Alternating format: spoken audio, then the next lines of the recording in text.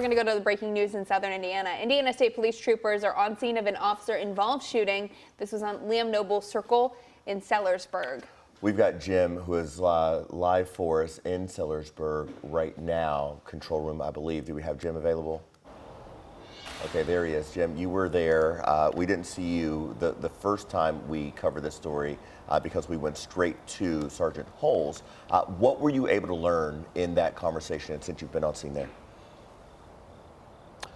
Well, he was able to essentially walk me through what ISP knows right now, and that is that this was an officer-involved shooting. One person was shot. They say that is the suspect in this whole investigation. That person was transported to U of L hospital, a woman in her 50s. She's now gone through surgery and is in stable but critical condition. The current update, ISP crime scene units, detectives, they are still on scene. They are still operating in and around that garage area that you see behind me. That's where they're focusing the investigation at this point, because that is where SWAT units made entry into this house. Let's back up and start from the beginning, though. 10 o'clock last night, we're told that shots were fired in and around this neighborhood coming from that home. A neighbor called 911. We're told at the time there was that 50-year-old woman, the suspect, and then a teenage daughter inside that home. Once those shots were fired, we're told the teenager was able to get out of the house. She was not harmed.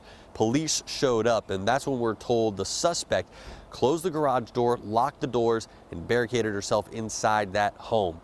ISP arrived on scene along with SWAT. Negotiators were here as well, trying to talk to her, trying to get her to come out of the home.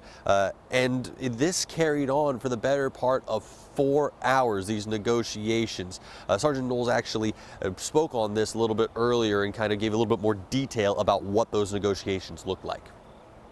Again, we believe alcohol was probably involved in this situation based on demeanor and what was being said. So not a lot of back and forth, just trying to get her to communicate and come out. She was not receptive to that information, made comments that she wasn't going to come out of the residence. So we're thankful that it didn't end worse. It could have ended worse. Now, what happened when the crews made entry, they were able to get that garage door opened up, and then they went inside that home. We're told as soon as they made entry into the home, the suspect opened fire at police, and at least one officer returned fire, striking that suspect. Now, we're told that no troopers were injured here, no SWAT units, no officers were injured in this shooting. There was one injury, and that was the suspect herself. We're told officers applied first aid, and she was rushed off to U of L hospital, where again she is now in stable but critical condition.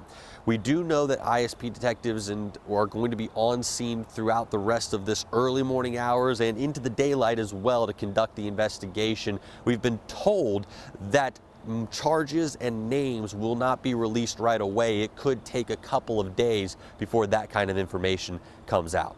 Eric, Haley. Reporting, Jim, thank you. As we learn more about the shooting, you can look for alerts at WHAS11.com and also on our news app. And more now on the second health scare for Kentucky Senator Mitch McConnell. This happened yesterday in northern Kentucky after he was asked if he planned to run again in 2026. What are your thoughts on running for re-election in 2026? What are my thoughts about what? Running for re-election in 2026. That's Now, this goes on for about 20 seconds. A staffer does step in to assist Senator McConnell, and the moment is reigniting concerns about the 81-year-old's health. Now, this is the second time since July this has happened to McConnell. Yeah, both times the Senate Minority Leader's representatives have said he's fine and just felt lightheaded. WHAS 11's Taylor Woods and photojournalist Ian Hardwick sat down with Louisville's John Yarmouth, who said that clip is hard to watch. Did you hear the question, Senator? Running for re-election in 2026? Retired U.S. Congressman John Yarmouth of Louisville looks closely at the video of Senator Mitch McConnell silent and not talking for 30 seconds. I'm sorry, you all, we're going to need a minute. The clip is hard for Yarmouth to watch. somebody who has clearly lost a lot of his sharpness, and he was always had one of the keenest minds around, and to see him suffering is very painful. Yarmouth has known McConnell since 1968 when they were Republican allies and friends until Yarmouth switched and became a Democrat in 1985. In July, Senator McConnell froze for the first time during a Washington, D.C. press conference. Yarmouth says this second incident is alarming to see. It's very, very concerning, and my heart goes out to Elaine and to Mitch himself. After the first incident, McConnell made his rebound, speaking more than once at a sweltering hot fancy farm picnic on August 5th. For those of you who keep count, this is my 28th fancy farm. McConnell has served as a United States Senator for 7 terms and the Republican Senate Minority Leader since 2007. His current 6-year term ends in January 2027. Yarmouth says he doubts McConnell will be under any pressure to resign. I suspect that this is going to be a decision that he will make on his own. It won't be made by others for him. Yarmouth even remembers the call McConnell made to him when the powerful Democrat announced his retirement in 2021. He says he would gladly make that same gesture and call to McConnell. I would definitely, if Mitch were to retire, or when Mitch, if he makes it till the end of the term, I would certainly say, hey buddy, it's been quite a ride. Taylor Woods, WHAS11 on your side. McConnell staff said the senator did see a doctor Wednesday before heading to another event. For the first time since Tuesday's massive drug bust in Louisville and southern Indiana, we're hearing directly from the FBI. A federal grand jury returned indictments for 34 people in connection to meth, fentanyl, and firearm offenses. According to the FBI, more than 350 law enforcement officers from the federal, state, and local levels helped arrest 26 people. I think it's pretty widely known that drug trafficking segues into violent crime. And so this is just another method that the FBI is trying to bring value into the city by targeting violent crime. The investigation has been called Operation Frozen River, and if convicted, each suspect faces a minimum of 10 years in prison. And we'll tell you, they're still looking for several others connected to this as well.